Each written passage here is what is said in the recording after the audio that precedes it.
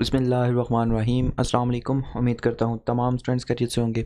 मेरा नाम अमीर हमज़ा और आप देख रहे हैं लर्निंग विद अमीर हमज़ा। जैसे कि बहुत सारे स्टूडेंट्स बार बार कमेंट कर रहे थे MTH 301 के लेक्चर्स के हवाले से, तो आज मैं वही लेक्चर्स बना रहा हूँ। कोशिश करूँगा ज़्यादा से ज़्यादा लेक्चर जो है इस वीडियो में कवर करूँ ताकि आप लोगों का जो फाइनल टर्म है वो काफ़ी करीब आ चुका है, और कोशिश करूँगा कि पहले आप लोगों को जनरल कॉन्सेप्ट दूँ इसका, और उसके बाद हम आगे नेक्स्ट लेक्चर पे चलें। ठीक है, तो आज का जो पहला लेक्चर है हमारा वो है double integral in polar coordinates. Integration के क्वेश्चंस होंगे। अब डबल इंटीग्रल के क्वेश्चंस को कैसे सॉल्व किया जाता है, तो ये सारी चीज़ें हम आज की इस वीडियो में सीखेंगे। ठीक है, तो सबसे पहले तो डबल इंटीग्रल का थोड़ा सा आप लोगों को कंसेप्ट देना चाहूँगा। डबल इंटीग्रल के लिए यही होता है कि हमारे पास दो इंटीग्रेशंस के साइंस होते हैं। ठीक है, एक x की वैल्यू होती है, एक y की वैल्यू होती है।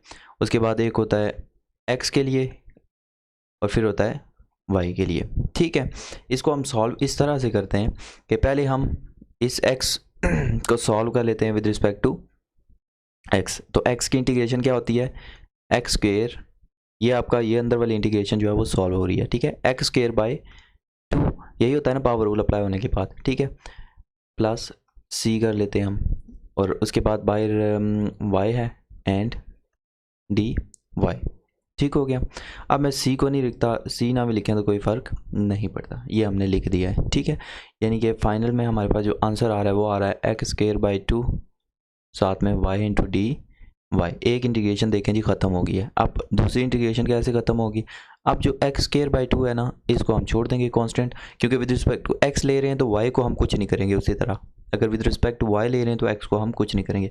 अब y के ऊपर इंटीग्रेशन अप्लाई करेंगे तो y स्क्वेयर बाई 2 आ जाएगी प्लस c। अब लास्ट में आ रहा है तो प्लस c लिख लेते हैं, तो ये इसका आंसर आ जाएगा x square y square by 4 plus c। ठीक है, यहाँ पे 4 आ जाएगा। ठीक है, अब उसके बाद हम क्या करेंगे, ये हमारा डबल इंटीग्रेशन का कंसेप्ट है। अब आप लोगों को लिमिट्स के साथ एक क्वेश्चन जो है वो सॉल्व करके बताता हूँ, उसके बाद जो एग्जांपल है उसको भी हम सॉल्व करेंगे। ठीक है, ताकि आपको इजीली सारी चीज़ें समझ में आ जाए।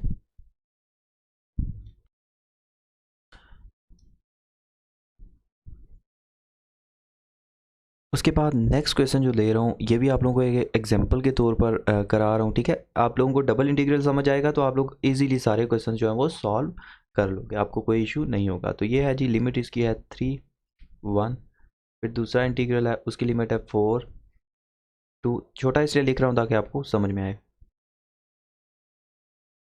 तो ये क्वेश्चन है हमारे पास d y into d of x. ठीक हो गया। पहला इंटीग्रल जो है ये डी एक्स के लिए और ये डी वाई के लिए। आपको यहाँ से पता चलेगा, कहाँ से, यहाँ से, कि जो भी पहले होगा ना उसके रिलेटेड पहला वो विद रिस्पेक्ट टू, अगर यहाँ पे डी वाई है तो विद रिस्पेक्ट टू वाई, अगर डी एक्स है तो विद रिस्पेक्ट टू एक्स। तो इसको सॉल्व करते हैं। सबसे पहले हम वाई के लिए इसको सॉल्व करेंगे। ये वाली लिमिट तो इधर ही रहेगी, ये हमने सॉल्व नहीं, ये अंदर वाली अब हमने सॉल्व करी। अब 9 जो एक्स है इसको हमने नहीं छेड़ना, ये हमारा कॉन्स्टेंट हो गया। अब इसके ऊपर इंटीग्रेशन का पावर रूल अप्लाई होगा, तो y की पावर 3 आ जाएगी, नीचे भी 3 आ जाएगी, और बाहर डी एफ एक्स उसी तरह 3 1 ज़ार 3 3 3 ज़ार 9।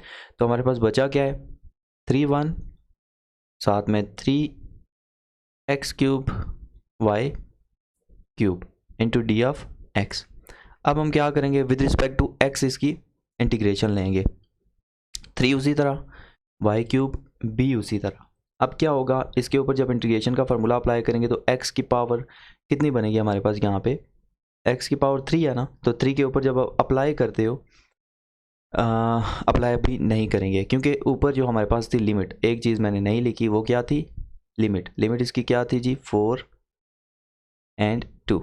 ये हम अभी नहीं करेंगे, याद रखिएगा। लिमिट पहले अप्लाई करता हूँ, ये तो उसी तरह रहेगा। जब लिमिट अप्लाई करूंगा तो ये क्योंकि y है तो 3x को मैं इधर बाहर ही रखता हूँ। y के ऊपर upper limit minus lower limit होता है, तो 4 का क्यूब माइनस 2 का cube, upper limit minus lower limit, ये फार्मूला आपको याद है ना। ठीक है, तो 3 1 आ जाएगा उसी तरह, 3x क्यूब, 4 का क्यूब कितना होता है 64 माइनस 8। अब 64 में से 8 माइनस करो तो क्या बचता है हमारे पास 56। 56 को 3 से मल्टीप्लाई करो तो ये आपके पास आ जाता है 168 एक्स की पावर 3, और इंटीग्रेशन का साइन 3 1, अब हम क्या करेंगे, 168 जो है ये कांस्टेंट है, इसके ऊपर फार्मूला अप्लाई होगा इंटीग्रेशन का, तो x4/4 आ जाएगा और इसकी लिमिट है 3 and 1। तो upper limit minus lower limit हम अप्लाई करते होते हैं। तो इसका टेबल इस पे जा रहा है 42 टाइम 42, अपर लिमिट क्या है 3 की पावर 4 माइनस लोअर लिमिट क्या है 1 की पावर 4।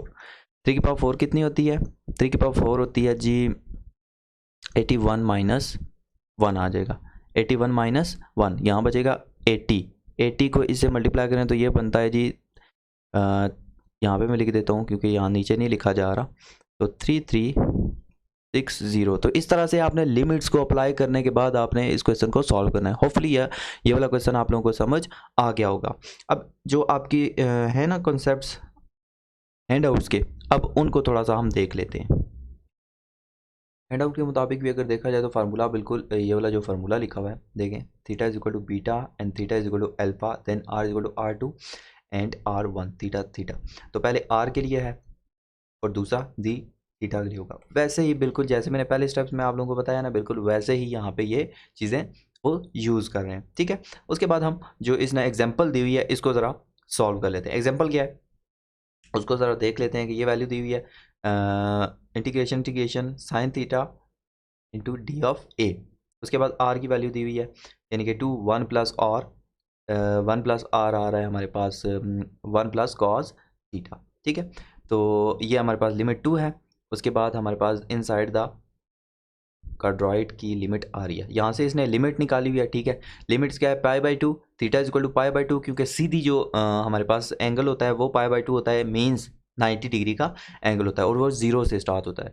तो 0 से 2 तक, ये 0 से π/2 तक जाएंगे। उसके बाद आर की वैल्यू उसने पहले से 2 दी हुई है, तो 2 से हम आगे जाएंगे 2 इंटू 1 प्लस कॉस थीटा, ठीक है। अब हम क्या करेंगे, इसको कन्वर्ट करेंगे किस में, डबल इंटीग्रल क्वेश्चन में। जैसे ये इसने डबल इंटीग्रल क्वेश्चन में इसको कन्वर्ट किया है, तो सेम वही क्वेश्चन जो है वो यहाँ पे हम करते हैं, ठीक है। तो क्वेश्चन क्या था, क्वेश्चन ये था हमारे पास इंटीग्रेशन यहाँ पे आर था एंड देन साइन थीटा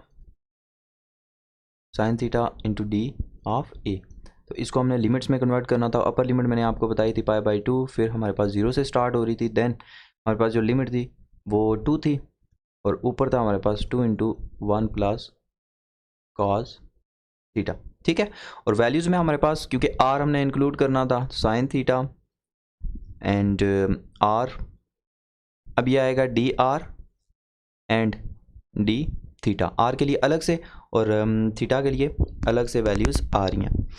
तो सबसे पहले इसको सॉल्व करेंगे आर के लिए, क्योंकि डी आर पहले आ रहा है, ठीक है।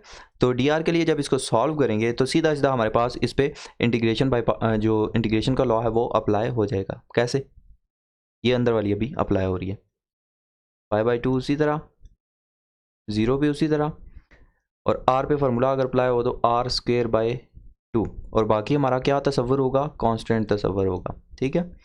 और लिमिट्स हमारे पास क्या आती हैं इसके लिए, 2 इंटू 1 प्लस कॉस थीटा, और नीचे थी हमारे पास लिमिट 2 डी थीटा, हम अभी बाहर ही रखेंगे। अब इसमें लिमिट अप्लाई करता हूँ, ठीक है। 2 बाहर ले जाता हूँ, ये वाला 2, ठीक है, 1/2 था ना, तो इसको मैं क्या करता हूँ अभी बाहर रखता हूँ, π/2 0, ये उधर ही है। अब इस पर हमने क्या अप्लाई करना है, जो भी इसका फार्मूला है, तो r² है, तो पहले हम इस पर, क्योंकि यहाँ पे भी 2 हम बाहर लेके जाएंगे, ये वाला 2 भी हम अप्लाई कर रहे हैं, ठीक है। या अभी मैं इसको 2 को बाहर नहीं लेके जाता, अभी मैंने ये 1/2 इधर रखा हुआ है, ठीक है। और ये वाला जो 2 आएगा ना, ये बाद में आप लोगों को मैं बताता हूँ कैसे मैं कांस्टेंट ले रहा हूँ। तो अब ये आ जाएगा हमारे पास, पहले अपर लिमिट अप्लाई करूँगा, 1 प्लस कॉस थीटा का स्क्वायर हो जाएगा, फिर माइनस लोअर लिमिट क्या है हमारे पास, लोअर लिमिट है 2 का स्क्वायर 4 कर दिया मैंने डायरेक्ट, और यहाँ पे लिख दिया मैंने साइन थीटा, और लास्ट में हमारे पास डी इंटू थीटा, ठीक है। अब 1/2, इस 2 का अगर स्क्वायर लें तो 4 बनता है, ठीक है। इस 2 का स्क्वायर लें तो क्या बनता है 4 बाहर आ जाएगा। जब 4 बाहर आएगा 2 2 ज़र 4, यही बनेगा ना, π/2 to 0।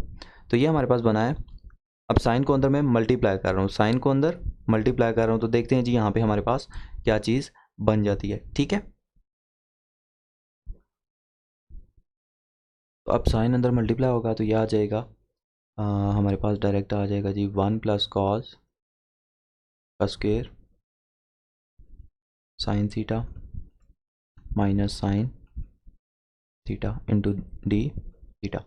अब देखें इस पे डायरेक्ट हम अप्लाई करेंगे, क्या अप्लाई ये करेंगे कि कॉस का डेरिवेटिव होता है माइनस साइन, तो माइनस साथ में मौजूद है, उस करने के लिए बाहर माइनस से मल्टीप्लाई करेंगे और अंदर भी माइनस है, बल्कि माइनस कॉमन ले लेता हूँ।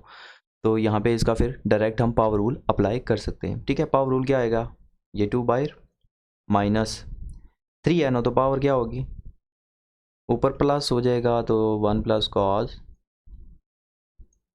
यानी 2 + 1 3 और नीचे भी 3 आएगा, ठीक है।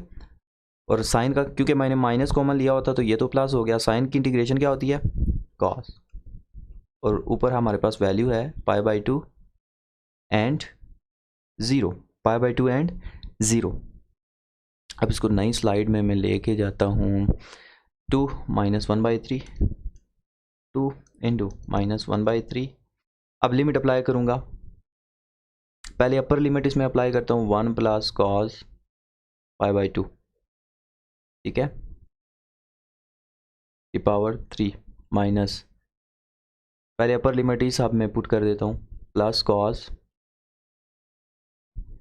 π/2, फिर माइनस -1/3। अब इसमें लोअर लिमिट अप्लाई करते हैं, ठीक है। लोअर लिमिट क्या है हमारे पास 1 + cos 0 एंड प्लस कॉस 0 आ जाएगी, ठीक है। उसी तरह से लिमिट्स हमारे पास आ चुकी हैं। तो अब दोबारा से मैं अपनी दूसरी स्लाइड पे चलता हूँ, तीसरी स्लाइड। तो ये हमारे पास वैल्यूज़ आ चुकी हैं, ठीक है। अब जो कॉज होता है, अब ये जो हमें वैल्यू देता है ये 0 देता है, ये हमें वैल्यू क्या देता है 0, ठीक है। कॉज 90 जो है हमें वैल्यू 0 देता है, यहाँ पे 1 बचेगा तो 1 इसे मल्टीप्लाई होगा तो -1/3 आ जाएगा। कितना आ जाएगा -1/3, ठीक है। डायरेक्ट हमारे पास वैल्यू आएगी -1/3। फिर उसके बाद ये तो 0 हो गया, इसको लिखने की ज़रूरत नहीं है। उसके बाद हम क्या करेंगे, यहाँ पे -1/3 है, यहाँ पे cos 0 है, यहाँ पे भी 0 0 1 देगा, ठीक है। 1 + 1 2 हो जाएगा, तो 2/3 2/3 + 1 2/3 + 1 का अगर एलसीएम निकालें तो ये 5/3 बन जाता है। अब 3 इसका एलसीएम आ जाएगा, बाकी ऊपर बचेगा -1, ठीक है।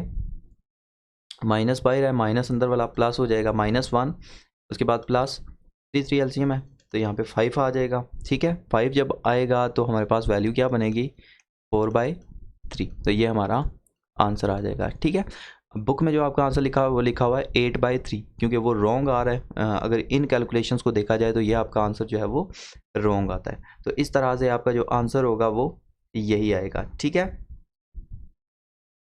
अच्छा, उसके बाद दो इंटीग्रल तो हमने सॉल्व कर लिया, बिल्कुल ऐसे ही आप लोगों ने दो इंटीग्रल को सॉल्व करना है। उसके बाद अगर देखा जाए तीसरा इंटीग्रल, यानी कि 3 इंटीग्रल आ जाएं, जैसे कि यहाँ पे ये आ रहे हैं 3 इंटीग्रल, तो इनको कैसे सॉल्व किया जाता है, तो ये भी ज़रा हम थोड़ा सा इसको डिस्कस कर लेते हैं। और ऊपर लिमिट्स भी लिखी हूँ तो फिर तो मतलब और थोड़ा सा कॉम्प्लिकेटेड हो जाता है। तो यही क्वेश्चन जो उठा के मैं आप लोगों को बताता हूँ कि इसको हमने कैसे सॉल्व करना है, ठीक है। तो सेम क्वेश्चन लेते हैं हम और इसको सॉल्व करते हैं। तो यहाँ पे अब देखें जी 3 इंटीग्रल्स आ गए हैं, तो 3 इंटीग्रल्स को कैसे सॉल्व किया जाता है, क्योंकि पूरे पूरे तो मैं नहीं करवा सकता, बहुत ज़्यादा टाइम अप्लाई हो जाएगा। मैं कोशिश कर रहा हूँ कि आप लोगों को कॉन्सेप्ट सारे क्लियर कर दूँ, फिर उसके बाद आप लोगों ने प्रैक्टिस कर लेनी है, ठीक है। तो यहाँ पे सबसे पहले जो है वो DZ के लिए सॉल्व होगा, तो पहले दोनों तो उसी तरह रहेंगे, ठीक है। अब DZ के लिए इसको सॉल्व कर लेंगे, 12 उधर ही रहेगा, x भी उधर ही रहेगा, y स्केयर भी उधर रहेगा, और ये क्या बन जाएगा z की पावर 3 है तो +1 करें तो 4 और नीचे भी 4 आ जाएगा, ठीक है। और यहाँ पे जो लिमिट है इसकी वो क्या थी 2 0, और बाकी बच गया हमारे पास dy एंड dx। 4 1 ज़ार 4 4, इसको मल्टीप्लाई करें जी अगर 4 3 ज़ार 12, ठीक है। तो ये 3 बच गया है। अब इसमें लिमिट अप्लाई कर देता हूँ मैं, 2 - 1 3 0 x y स्क्वेयर, 2 की पावर 4 कितनी होती है 16, तो ये 16 ही रहेगा, 2 की पावर 4 16, और बाकी उसी तरह हमारे पास वैल्यूज़ आ जाएंगी, ठीक है। अब dy के लिए इसको सॉल्व करेंगे, 2 - 1 उधर ही रहेगा, x भी उधर ही। अब y के लिए अगर करूँगा तो y 3/3 आ जाएगा, एंड देन साथ में 16 तो उधर ही आएगा और इसकी हमारे पास जो वैल्यू है वो है 3 0 और साथ में बचा क्या है जी x। अब इसमें लिमिट अप्लाई करता हूँ मैं, 2 - 1 उसी तरह, 16x भी उसी तरह। अब 3 की पावर 3 कितनी होती है, 3 की पावर 3 होती है जी 27, 27/3 और बाकी दूसरा 0 ही है तो यहाँ पे आ गया 9। तो टोटल कितना बचेगा हमारे पास, 2 - 1, 9 को 16 से हमने मल्टीप्लाई करना है। तो डायरेक्टली इसको मैं मल्टीप्लाई कर देता हूँ। अच्छा, अगर इसको देखा जाए ना तो यहाँ पे मैंने थोड़ी सी मिस्टेक क्या कर दिया यार, थोड़ा सा बता देता हूँ। ये वाला 3 जो था मैंने 3 लिखा नहीं है, यहाँ 48 आ जाएगा, बस थोड़ी सी चेंजिंग है, इतनी ज़्यादा इसमें कोई चीज़ नहीं आ रही थी। और यहाँ पे 48 आ जाएगा जो आपका बुक का आंसर है, ठीक है, क्योंकि बुक के आंसर के साथ भी मैच करना बहुत ही ज़रूरी है, ठीक है ना। तो यहाँ पे 48 आ रहा था, 48 के बाद हमने इसको किसके थ्रू कर लिया, y के थ्रू कर लिया, ठीक है। जब 48 आ गए तो यहाँ पे हमारे पास वैल्यूज़ आ जाएंगी, ठीक है। अब इसको 3 के टेबल से हमने कटिंग करनी है, तो यहाँ पे डायरेक्टली मैं 3 के टेबल से इसको काट रहा हूँ। यहाँ पे क्या आ रहा है 16, यहाँ पे 16 आ रहा है, ठीक है। और इसको मैं स्टेप को काट देता हूँ, काटने के बाद यहाँ पे मैं लिखता हूँ जी 2 - 1 16, ठीक है। 16 के बाद हमारे पास जो वैल्यू आ रही है x then y 3, x and y 3, और हमारे पास लिमिट क्या थी 3 एंड 0, ठीक है, 3 एंड 0। इसी को मैं अगले पेज पे लेके जाता हूँ, 2 - 1 16 x y 3 पर लिमिट थी हमारे पास 3 0, तो 2 - 1 ये तो उधर ही रहेगा। देन हमारे पास y की पावर 3 जो होती है कितनी होती है, y की पावर 3 होती है जी हमारे पास 27 को हम मल्टीप्लाई करेंगे 16 के साथ, तो ये बनेगा हमारे पास 432 x into d of x। अब सीधा इस पर फार्मूला अप्लाई करते हैं तो ये बन जाएगा x²/2, यानी कि इसका टेबल इस पर 216 दफ़ा जा रहा है, और यहाँ पे लिमिट आएगी 2 - 1 यानी कि 216 x की 2। अब लिमिट्स अप्लाई करते हैं, 216 x की 2 का मतलब होता है 4, यानी कि 2 की पावर 2 4, माइनस है और ये वाला माइनस अप्लाई होगा तो ये प्लस हो जाएंगे, तो 216 ही आएगा। अब 216 को इससे मल्टीप्लाई करें तो जो आंसर आएगा इसमें प्लस करेंगे तो आपका आंसर आएगा 648, जो आपकी बुक में आंसर है बिल्कुल सेम वही आंसर आपका उसी तरह से आ जाएगा, ठीक है। होपफुली आप लोगों का ये जो कंसेप्ट था ये भी क्लियर हो गया होगा, और इसमें बाकी कोई इतनी एक्स्ट्रा बात नहीं है। अब क्योंकि अगले लेक्चर्स को भी कवर करना है तो अगले लेक्चर्स की तरफ भी साथ साथ चलते हैं।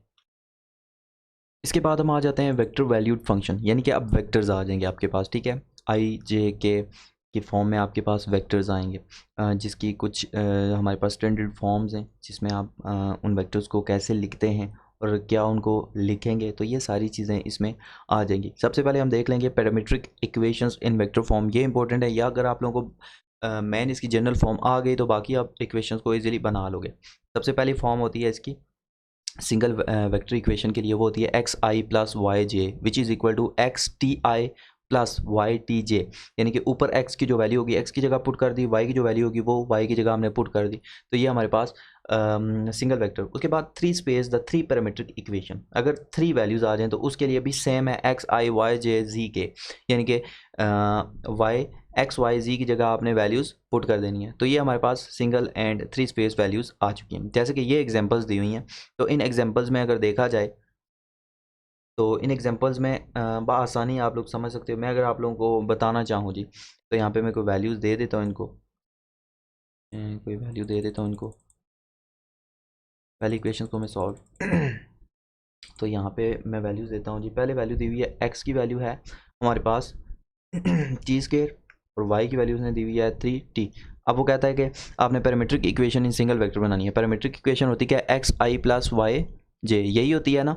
तो यहाँ पे x की जगह आ जाएगा t² i + y की जगह आ जाएगा 3t देन j। तो ये आपकी पैरामीट्रिक इक्वेशन का आंसर आ जाएगा। यहाँ पे कुछ भी वैल्यू हो आपने यही सिंगल इक्वेशन के लिए यही वैल्यू लिखनी है और x और y की जगह उनकी वैल्यूज़ को रिप्लेस कर देना है, ठीक है। तो सिंपल आप लोगों ने जस्ट इतना करना है तो आपका जो है वो बआसानी इक्वेशन आप सॉल्व कर लोगे, ठीक है।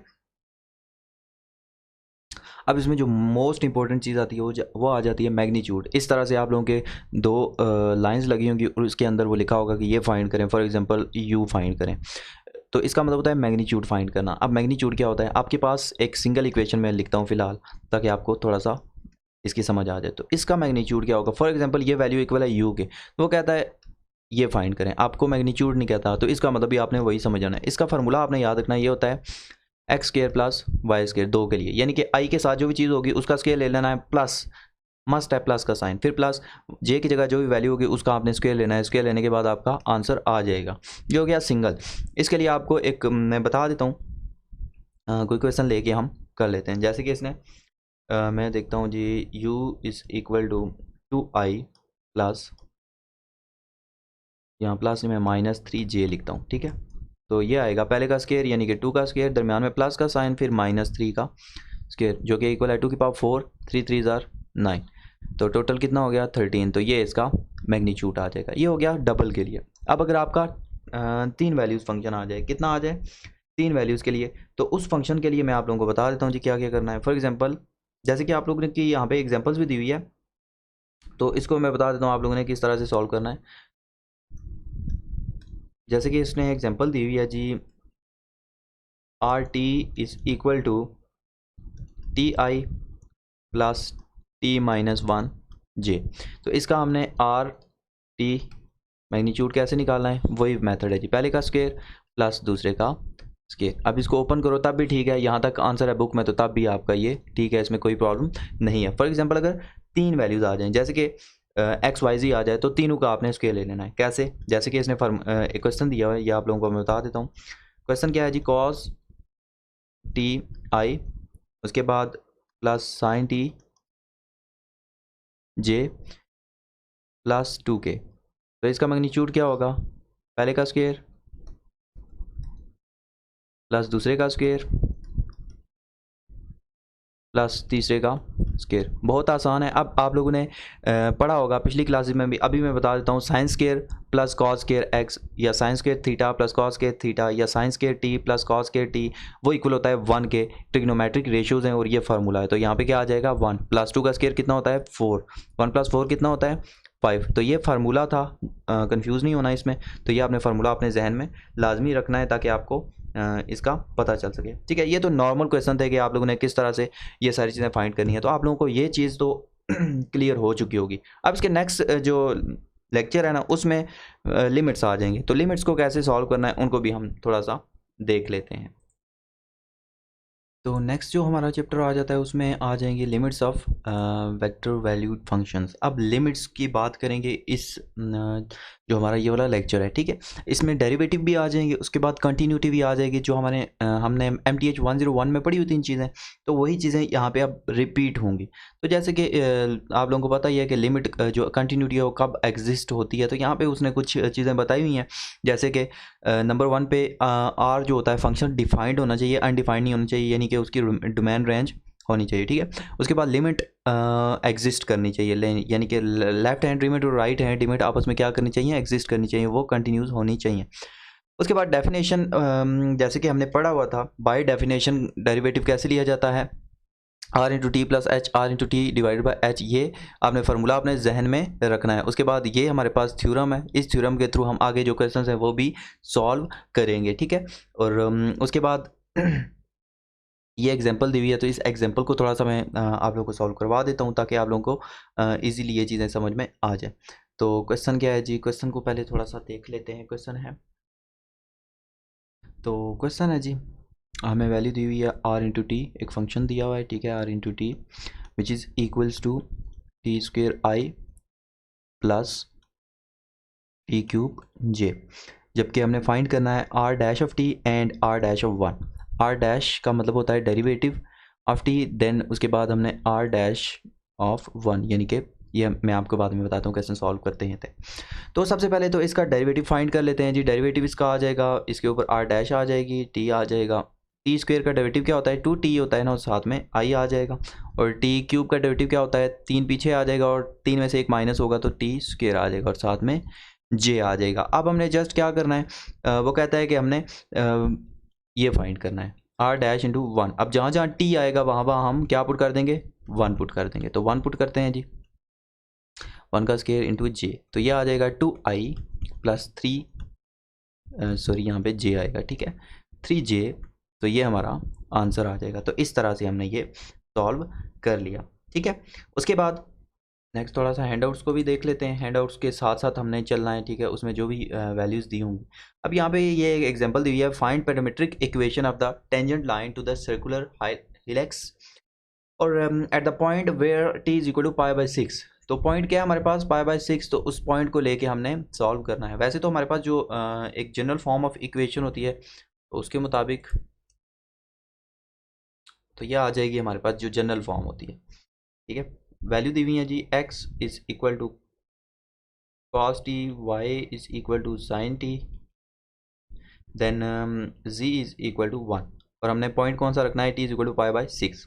वैल्यू होती है t के लिए मैंने आपको बताया हुआ है y j plus z k, यही इक्वेशन होती है। तो x y z की जगह उसकी वैल्यू अगर लिखूँ तो cos t i plus sin t j plus 1 है, ठीक है। तो टी के आ जाएगा, तो साथ में क्या आ जाएगा, टी के, ठीक है। तो अब आ जाएगा हमारे पास ये, इसकी जो वैल्यूज ने दी हुई है 1 नहीं है, यहाँ पे टी ही आएगा, ठीक है। अब हम जस्ट क्या करेंगे, इसको आर टी के को रख लेंगे, इसको हमने इस पूरे को किस के को रख लिया, आर इंटू टी, एक फंक्शन के को रख लिया, और इसका डेरिवेटिव ले लेते हैं। कॉस का डेरिवेटिव क्या होता है हमारे पास, माइनस साइन टी, और साथ में आई आ जाएगा। साइन का डेरिवेटिव होता है कॉस टी, और साथ में जे आ जाएगा, प्लस टी का डेरिवेटिव क्या होता है 1, तो यहाँ पे सिर्फ के आएगा। अब हमने वैल्यूज पुट करनी है π/6, टी की जगह हमने क्या पुट करना है, π/6, बस जस्ट आपने ये याद रखना है, माइनस साइन π/6 आई प्लस कॉस π/6 जे, प्लस हमने क्योंकि इक्वेशन वही रखी हुई थी, हमने ऊपर जो इक्वेशन है बिल्कुल सेम, उसी इक्वेशन के थ्रू मैं इसको क्या कर रहा हूँ, पुट कर रहा हूँ, ठीक है। तो यहाँ पे मैं इस इक्वेशन में पुट कर रहा हूँ, पहले ये तो मैंने डेरिवेटिव वाले में किया ना, यहाँ पे मैं सिर्फ आर वाली इक्वेशन में भी पुट कर देता हूँ। तो यहाँ पे आ जाएगा cos π/6 आई साइन π/6 जे प्लस π/6 के। अब इक्वेशन क्या होती है जी, ये हमने दोनों में पुट कर दिया, एक ये है और एक हमारे पास ये आ जाएगी पहले, ठीक है, ठीक हो गया। अब हमने क्या करना है, इसको सॉल्व करना है। इसको सॉल्व कैसे करना है जी, हमें इक्वेशन चाहिए, इसमें अगर देखा जाए तो π/6 जो होता है वो 30 के इक्वल होता है, π/6 30 डिग्री के इक्वल होता है, ठीक है। तो हमारे पास जो दो इक्वेशन बनेगी, उन दोनों इक्वेशंस को मैं अगली जो शीट है वहाँ पे लिख देता हूँ। हमारे पास r π/6 बनेगी, π/3 π/2 i 1/2 j प्लस π/6 जो होता है वो π/6 ही रहेगा, क्योंकि यहाँ पे कोई वैल्यू नहीं है। ये अब यहाँ से आप लोगों ने समझना है, देखें जी,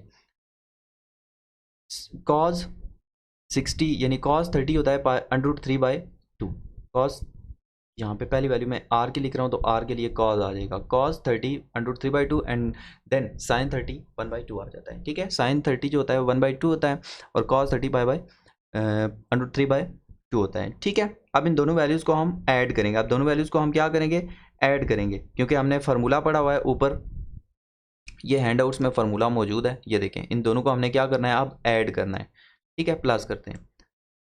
तो ये देखें इन लोगों ने, यहाँ से मैं आप लोगों को बताता हूँ, यहाँ पे इन दोनों को हमने प्लस किया हुआ है, ये प्लस करने के बाद ऐड होंगे, आई वाले में आई ऐड होगा, जे वाले में जे ऐड होगा, के वाले में के ऐड होगा, ठीक है। ऐड होने के बाद हमारे पास इक्वेशन कुछ इस तरह से आ जाएगी, एक्स आई प्लस वाई जे प्लस जी के, ये पैरामीट्रिक इक्वेशन, ठीक है, ऐसे ही आएगी ना।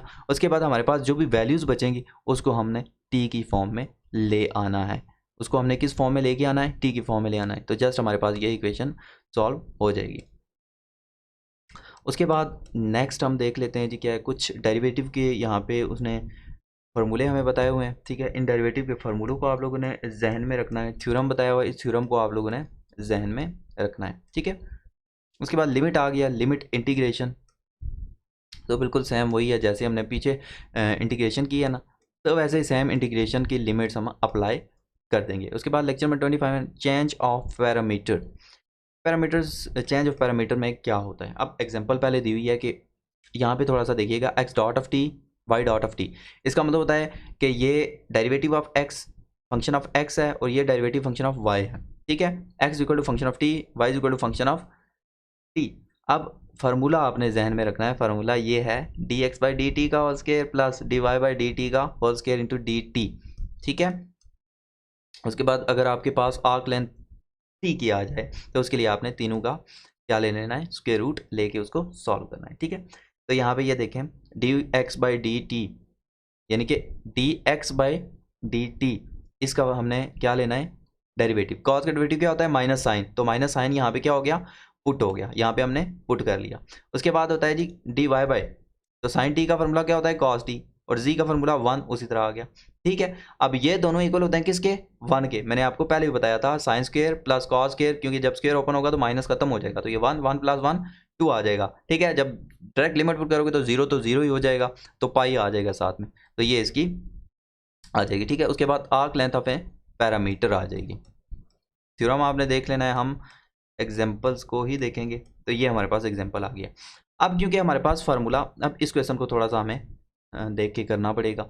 x equal to 2u plus 1, y equal to 3u minus 2। हम इसने किया क्या है, पहले ये इसकी वैल्यू थी, u को उसने रिप्लेस किया है किसके साथ, सॉरी t को उसने रिप्लेस किया है किसके साथ, u के साथ। जब u के साथ रिप्लेस किया है तो रिप्लेस करने के बाद उसका डेरिवेटिव लिया। पहले इसका डेरिवेटिव लेंगे विद रिस्पेक्ट टू u तो ये आ जाएगा, इसका डेरिवेटिव लेंगे विद रिस्पेक्ट टू u तो ये आ जाएगा 3। अब यही फार्मूले है ना, इनमें जो जो आंसर है वो आपने पुट कर देना है। पहले का आंसर क्या है 2, देन 3, 2 का स्केयर लेने के बाद 13 du आ जाएगा। अब जारी बात है, जो कांस्टेंट नंबर होता है उसकी इंटीग्रेशन क्या होती है, किस में होती है, सीधी सीधी वही जो वेरिएबल होता है उसी में। तो u सीधा सीधा आ गया, अब u में सीधी वैल्यू पुट की जो हमने रिप्लेस किया था, t आ गया 13t, तो t की वैल्यू अगर निकालें तो 1/13 s हो जाएगी। बिल्कुल ऐसे ही है ना, क्योंकि s के इक्वल है, ये इधर 13 मल्टीप्लाई हो रहा था, इधर आगे क्या हो जाएगा, डिवाइड, तो t की वैल्यू आ गई ये। Then x equal to 2 into, अब फार्मूले में वैल्यूज पुट हो रही हैं इसमें। ठीक है, जो भी उसकी वैल्यू आ रही थी t की। ठीक है, ये देखें 2t प्लस 1, तो 2t प्लस 1, देन इसको मल्टीप्लाई करने के बाद देन y में t की जगह उसकी वैल्यू पुट कर दिया, ये जो t की वैल्यू आई है, तो जस्ट हमारे पास इक्वेशन सॉल्व हो गई है। ठीक है, उसके बाद ये एग्जांपल आ गया, calculate dr by du by chain rule. r is equal to e t i for e minus t j. इसका डेरिवेटिव लेंगे, e की पावर जो भी हो उसका डेरिवेटिव वही होता है, सिर्फ यहाँ पे माइनस की चेंजिंग हुई है, डेरिवेटिव वही रहेगा। अब dt बाई डी यू लेंगे तो इसका डेरिवेटिव आ जाएगा 2u, यानी कि u का स्क्वायर हमने लिया होता तो इसका डेरिवेटिव आ गया 2u। अब चेन रूल आप सबको पता है, dr बाई डी यू, यानी कि इन दोनों को हमने मल्टीप्लाई करना है। दोनों के हमने मल्टीप्लाई करने के बाद क्या करना है जी, दोनों को हमने मल्टीप्लाई किया, मल्टीप्लाई करने के बाद by expressing r in terms of u। ठीक है, u की जगह हमने r जो है वो कर दिया। उसके बाद d r by d u आ जाएगा आपके पास, ये इसका आंसर आ जाएगा। आपने इन दोनों का डेरिवेटिव ले लेना है, डेरिवेटिव लेने के बाद आपके पास डायरेक्टली ये इसका आंसर आ जाएगा। बहुत ही आसान है, क्योंकि अब जो आपकी मेन जो आपका आ जाएगा ना, वो आ जाएगा chapter lecture number 30। Lecture number 30 most important है आप लोगों के लिए, क्योंकि इसमें से आप लोगों के बहुत सारे क्वेश्चन जो है वो आने वाले हैं आप लोगों के फाइनल पेपर में। एक जो है वो लॉन्ग क्वेश्चन भी यहाँ से आ सकता है, तो इसको आप लोगों ने अच्छी तरह से प्रिपेयर करना है।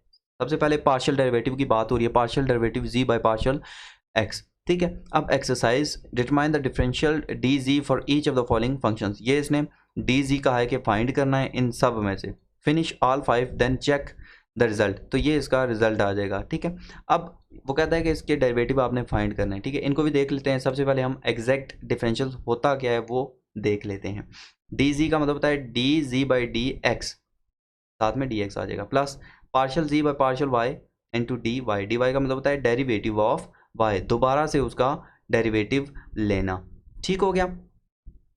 उसके बाद नेक्स्ट यहाँ पे इसी फार्मूले को इस्तेमाल करते हुए हम क्या करते हैं, इनको हम सॉल्व करते हैं। इसी फार्मूले को इस्तेमाल करते हुए हम इसको क्या करेंगे, सॉल्व करें। तो इसका हमने क्या फाइंड करना है, डी जेड फाइंड करना है। ठीक है, तो डी जेड फाइंड करने के लिए मैं आप लोगों को चलें जी डी जेड फाइंड करते हैं इसका। तो यहाँ पे पहला क्वेश्चन है, पहला क्वेश्चन था x is equal to x square plus y square, तो यहाँ पे आ जाएगा डी जेड। अब x का डेरिवेटिव क्या होता है 2x, और साथ में डी एक्स भी आएगा, क्योंकि ये पार्शियल डेरिवेटिव है, याद रखिएगा। और इसका डेरिवेटिव होता है 2y, और साथ में y का डेरिवेटिव dy भी आएगा। 2 कॉमन ले लो। ठीक है, 2 जब कॉमन लोगे तो आपके पास आंसर आएगा x dx plus y d y. जब आप मैच करोगे तो बिल्कुल सेम वही आंसर आपके पास आ जाएगा। उसके बाद नेक्स्ट क्वेश्चन है z is equal to x cube sign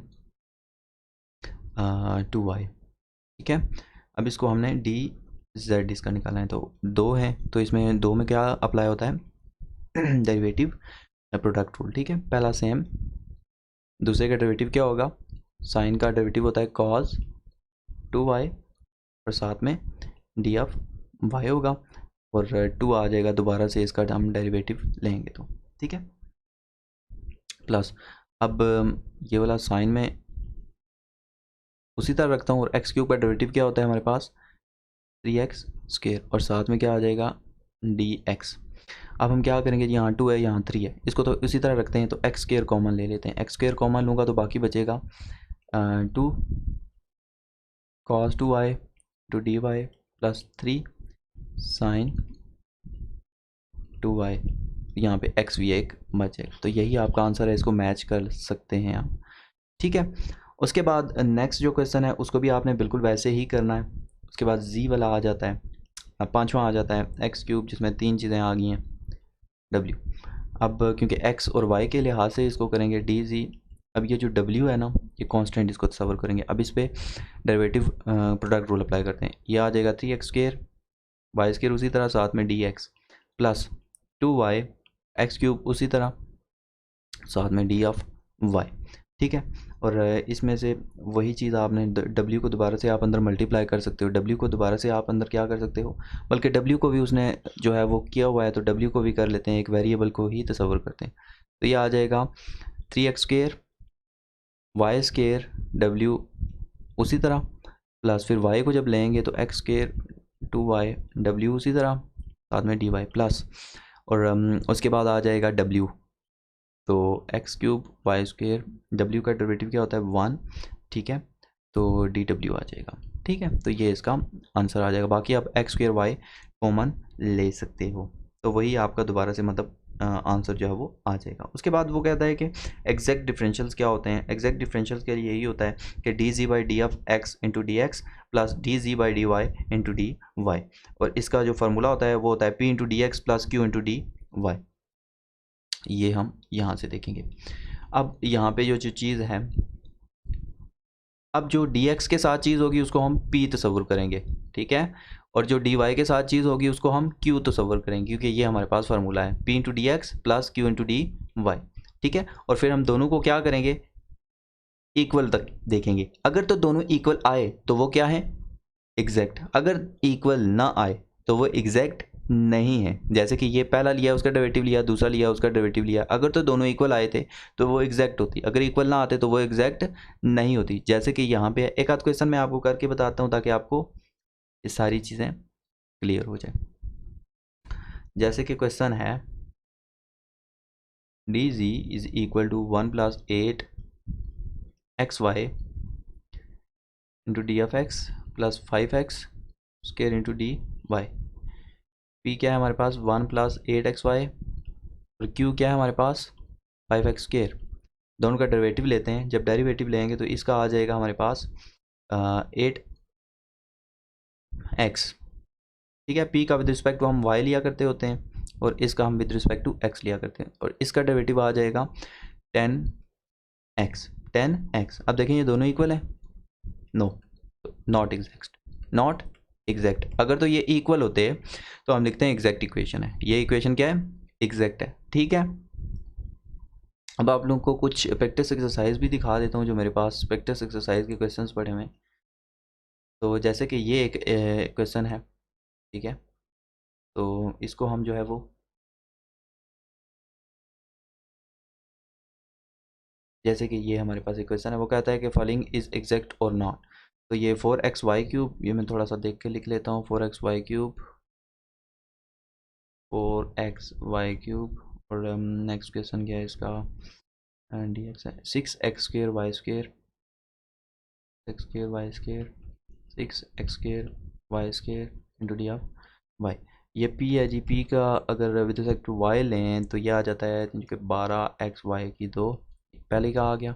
और इसका अगर विद रिस्पेक्ट टू ये q है ना, इसका अगर मैं लूँ तो x के लिहाज से तो 12xy स्क्र। तो ये देखें दोनों क्या आ रहे हैं, इक्वल आ रहे हैं। जब भी दोनों इक्वल हों तो वो क्या होते हैं हमारे पास, एग्जैक्ट इक्वेशन। तो इसका आंसर क्या आएगा, एग्जैक्ट। ये हमने एग्जैक्ट और नॉट एग्जैक्ट दोनों को हमने सॉल्व कर लिया। तो उम्मीद है कि एग्जैक्ट नॉन एग्जैक्ट तक आप लोगों को समझ आ गई होगी। सेम प्रोसेस के साथ आपने बाकी क्वेश्चंस भी जो हैं वो प्रैक्टिस करने हैं, ठीक है। और इंशाल्लाह ताला कोशिश करूँगा कि आप लोगों को जितना भी इसके रिलेटेड मटेरियल है वो आप लोगों को ज़रूर मुहैया किया जाए। इंशाल्लाह ताला नेक्स्ट जो वीडियो होगी उसमें मैं कोशिश करूँगा ज़्यादा से ज़्यादा लेक्चर कवर करवा के आप लोगों के 1-2 दिनों में सारे लेक्चर क्लियर कर दूँ, ताकि आप लोग देख के प्रैक्टिस करके अच्छी सी अपनी तैयारी कर लो। दुआओं में ज़रूर याद रखिएगा और कमेंट बॉक्स में एक अच्छा सा कमेंट ज़रूर छोड़िएगा। इंशाल्लाह ताला मिलते हैं अपने नेक्स्ट लेक्चर में, तब तक के लिए अल्लाह हाफिज़।